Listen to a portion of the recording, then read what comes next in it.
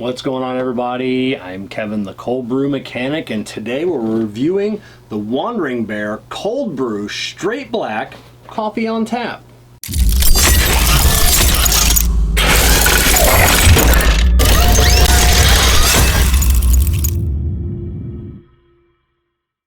Alright, so I picked this up on Amazon because I was getting inundated with ads for it, so I figured I might as well get it.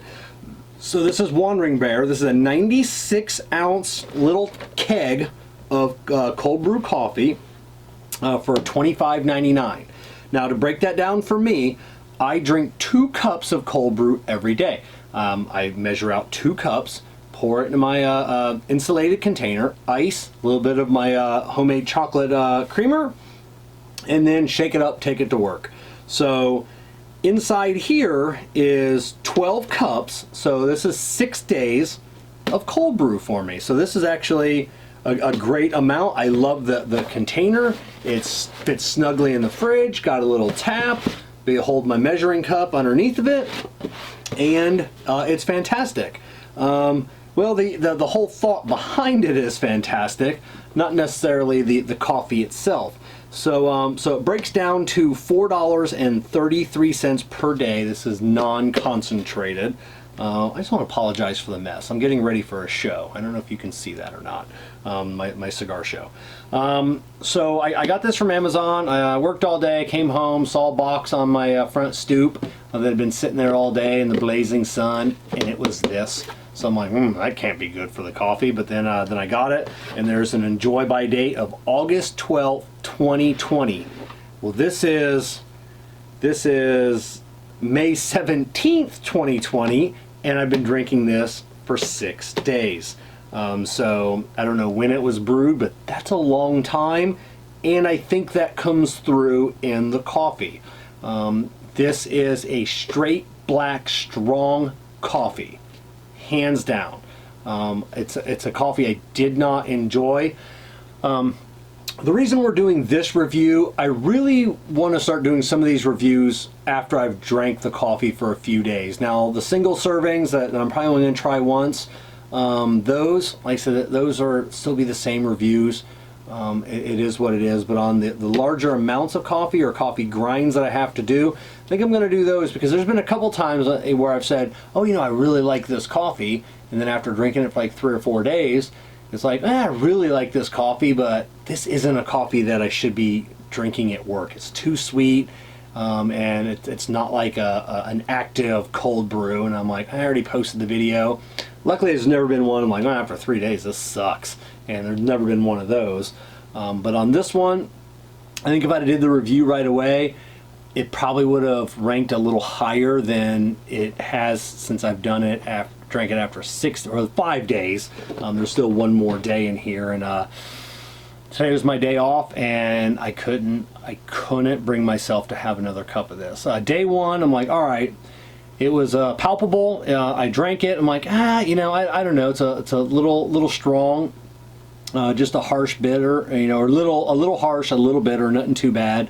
Day two, and I'm like, all right, so I think this is just a strong coffee. This isn't really doing it for me. Day three, I added twice my homemade chocolate creamer as I normally do, and I still couldn't get through my entire 2 cups of it.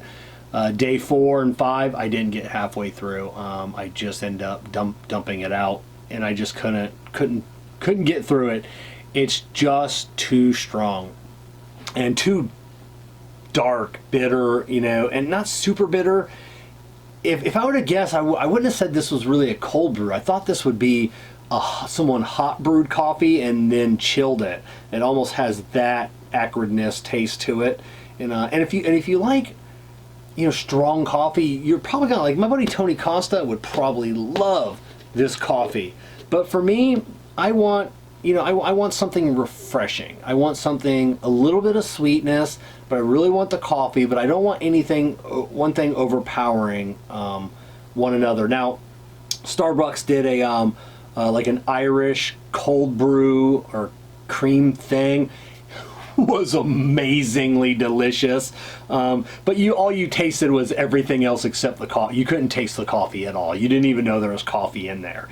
So as much as I loved it, it wasn't refreshing because there was a lot of sugar, a lot of foam, and you really couldn't taste the coffee. So and I want to be able to taste everything. I want that coffee to be the underlying taste because I'm drinking a cold brew coffee. I don't want everything else covering up the coffee. Then why drink coffee? They do make this in a hazelnut and a vanilla. I can't even see that being good for me. This coffee is strong. Like I said, I end up putting twice the creamer in it, and this still covered up that creamer. That creamer couldn't break through all of this coffee, so I can't imagine their hazelnut or vanilla being any better. But like I said, you have to take that from me as someone that doesn't. I've been only drinking cold brew for 6 months. I've never drank hot coffee, so I like cold brew because it is cool and refreshing. We're here in Florida.